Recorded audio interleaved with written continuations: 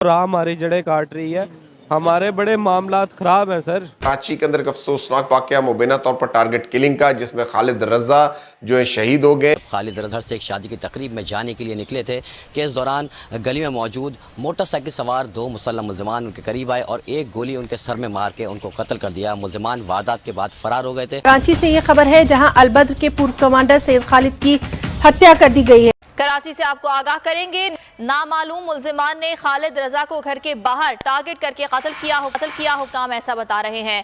खालिद रजा गाड़ी में बैठ रहे थे, मुल्जिमान की जानिब से फायरिंग कर दी गई। मकतूल को सर पर एक गोली लगी जो जानलेवा साबित हुई। आपके सामने एक तस्वीर है, देख रहे हैं आप, ये है हम में और उनमें फर्क। ये हमारी आइडियोलॉजी में जब जितना फर्क है ना, उतना ही फर्क वो है कि जिस हम इस वक्त जहां पर हैं और वो जहां पर हैं। एक तरफ आप देख रहे हैं तहरीक लब्बैक का चीफ साद रिजवी, दूसरी जानिब आप देख रहे हैं वर्ल्ड बैंक के नए चीफ अजय बंगा साहब। कल के रोज मंडे को 27 फेब को साद रिजवी ने पूरा मुल्क बंद करने की कॉल दी हुई है, कल हड़ताल होगी। जबकि एक तरफ वर्ल्ड बैंक का जो चीफ है इंडिया के अजय बंगा, वो अपना जो है वो वहां पर अपना ओहदा उन्होंने संभाला है। सब लोग दुखी हुए हैं, सिस्टम से दुखी हैं। ठीक है, अब हम इनकी बात कर लें जो अटैक कर रहे हैं। नमस्कार, जय हिंद। डेली खबर स्पेशल आप सभी का स्वागत करता है अपने इस प्रोग्राम क्या कहता है पाकिस्तान में। आज की खबर पाकिस्तानी मीडिया की। हाल ही के दिनों में आपने एक खबर सुना था जिसमें हिजबुल का कमांडर को पाकिस्तान के रावलपिंडी शहर में मार दिया गया था, जिसके बाद सैयद सलाउद्दीन जो आतंकी आका है, जैसे मोहम्मद का हाफिज सईद आतंकी आका, ये दोनों बिल से निकल आए थे। उसमें से एक आका के लिए तो पाकिस्तान ने मिलिट्री टाइप कमांडोज रखे हुए थे उनके प्रोटेक्शन में, जिसके बाद से FATF ने पाकिस्तान को वार्निंग भी दी थी कि हमारी एशिया की टीम आपको देख रही है और अगर ऐसा ही रहा तो हम आपको और कड़ी कार्रवाई करेंगे आप पे। अब जिसके बाद से भारत ने ये मंसूबा बना लिया है कि अब FATF में आतंकी को लेकर फिर से घसीटा जाए पाकिस्तान को, क्योंकि पाकिस्तान का जो आतंक प्रेम रहा है वो ख़त्म नहीं हुआ है। इसी कड़ी में एक नई डेवलपमेंट हुई है। रॉ के द्वारा माना जा रहा है कि एक ऑपरेशन चलाया गया था पाकिस्तान में और चल रहा है अभी, जिसमें पाकिस्तानी पब्लिक के रिएक्शंस में आप देख सकते हैं साफ साफ उनको ये कहते हुए कि रॉ हमारी जड़ें काट रही है। तो क्या आतंकी ही पाकिस्तान के जड़ हैं, जो कि पाकिस्तान के पब्लिकों को भी पता है, जिसके बाद वो कह रहे हैं कि आतंक के जड़ जो रॉ हमारी काट रही है। इसी कड़ी में हुआ नया डेवलपमेंट क्या हुआ है कि अलबदर का पूर्व कमांडर जो था उसको उसके घर के आगे ही एक अनजान व्यक्ति ने ठोक दिया, उसके सर में गोली मार दी और वो बंदा उधर ही मारा गया। कुत्ते की मौत नहीं कहते मारना, घर के आगे ही उसको मार दिया गया। तो ये खबर इसी को लेकर है और पाकिस्तानी मीडिया और वहाँ के लोगों की बेचैनी आप साफ देख सकते हैं, कितनी बेचैनी बनी हुई है उसमें। तो आइए पहले वीडियो देख लेते हैं हम।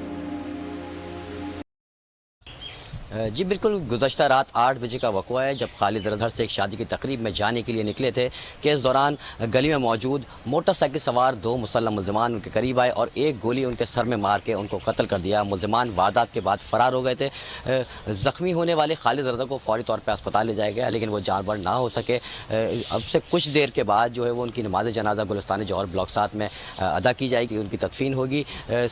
मुकदमे के हवाले से पुलिस का कहना है कि अहल खाना ने कहा है कि नमाज के तदफीन के बाद जो है वो उनका मुकदमा दर्ज किया जाएगा। तफ्तीश कार वक्त जब यहाँ पहुँचे तो उन्होंने मौके से शवाहिद हासिल कर लिए हैं। पुलिस को एक खोल मिला है जिससे पुलिस ने तफ्तीश का देखो ना, मैंने वो बात की है कि जब मुल्क के हालात अच्छे नहीं होंगे, जब किसी के पास खाने के लिए नहीं होगा, ठीक है, वो देखे ना, वो फिर अपना पेट भरने के लिए किसी का पेट तो पाड़ेगा ना। और माजरत के साथ हमारे मुल्क में, पाकिस्तान में, बलोचिस्तान ले लें, सिंध, पंजाब, हमारे जो जितने 4 सूबे हैं, जो भी सब लोग दुखी हुए हैं, सिस्टम से दुखी हैं। ठीक है, अब हम इनकी बात कर लें जो अटैक कर रहे हैं, जब हम उनको राइट्स नहीं देंगे, वो किसी ना किसी जगह तो जाके ब्लास्टिंग करेंगे, अपनी फ्रस्ट्रेशन तो निकालेंगे।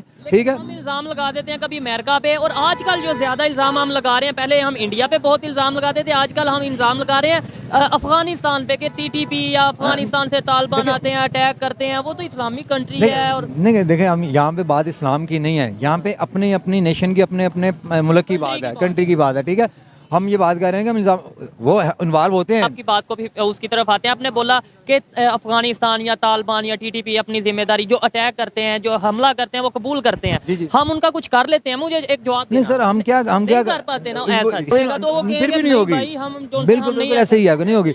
जब यहाँ पे भूख नांग होगी, ये लोगों के हालात नहीं, इंसाफ नहीं होगा, ठीक है, यहाँ पे जो तगड़ा बंदा है वो तगड़े से तगड़ा होता जाएगा, माड़े से माड़ा होता जाएगा। फिर माड़े बंदे ने तो फिर वही करना है ना जो उसको समझ आएगी। अच्छा, क्या वजह है कि जिन पे हम इल्जाम लगाते हैं, इंडिया की बात कर लें, वो डेवलपमेंट की तरफ जा रहे हैं, तेजी से ग्रो कर रहे हैं, दुनिया की 5वीं बड़ी इकॉनमी बन चुके हैं, तीसरी बनने की तरफ जा रहे हैं। हम अभी भी 70 साल 75 साल से इल्जाम लगा रहे थे, आज भी सच बताऊं इसमें जो मेन फर्क है, जो मुझे लगता है इसमें इंडिया पाकिस्तान, हाँ, उनकी जो क्या कहते हैं स्टेट है ना, उनका और अवाम का आपस के साथ एक बड़ा अच्छा कम्बिनेशन बना हुआ है, ठीक है। उनकी जो स्टेट है ना, वो ऐसी पॉलिसी बनाती है जिसमें अवाम का फायदा होता है। की बिना पर और जिस ऑर्गेनाइजेशन की बिना पर कई मरतबा पाबंदियां लगी और हम जो FATF की लिस्ट में गए, उसकी सबसे बड़ी वजह ये थी, जिसकी सबसे बड़ी कंडीशन ये थी कि आपने ये पॉइंट कंप्लीट करना है कि जो मुल्क में खुले फिर रहे हैं दहशतगर्द, उनको आपने पकड़ के बंद करना है और उनको सजाएं दिलवानी है।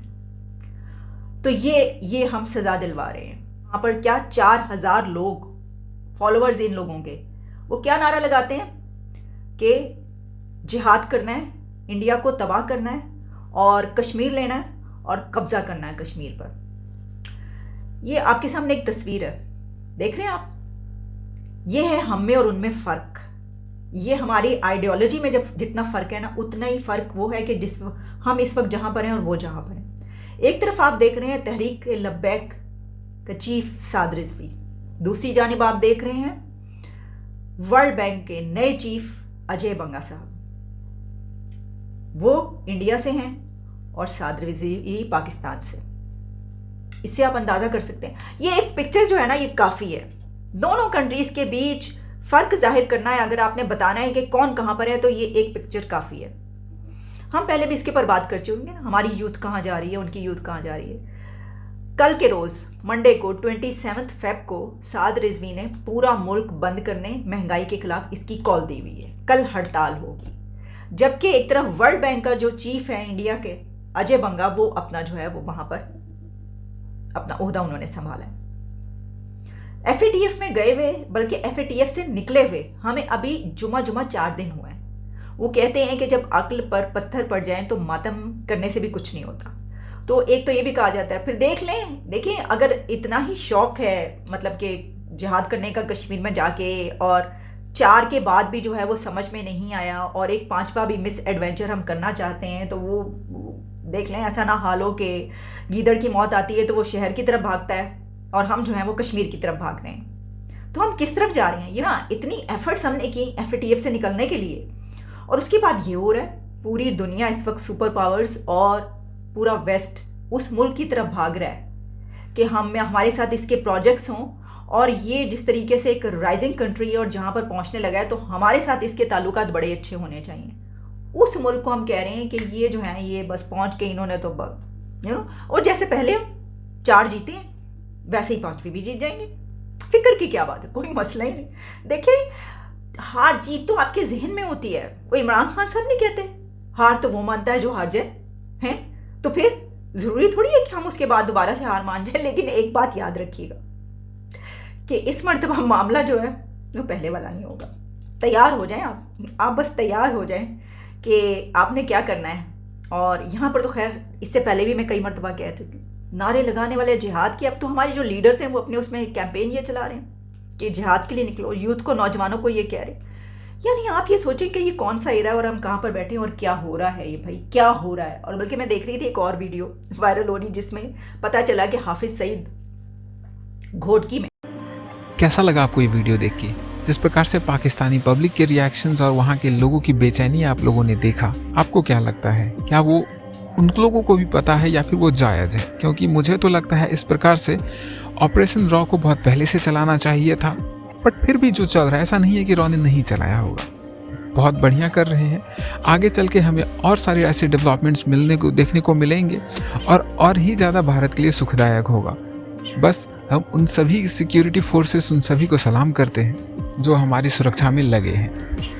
अगर आपको ये खबर पसंद आया और इसी प्रकार का खबर देखना चाहते हैं तो आप हमें लाइक शेयर सब्सक्राइब कर सकते हैं। बाकी डेली खबर स्पेशल देखने के लिए धन्यवाद। जय हिंद।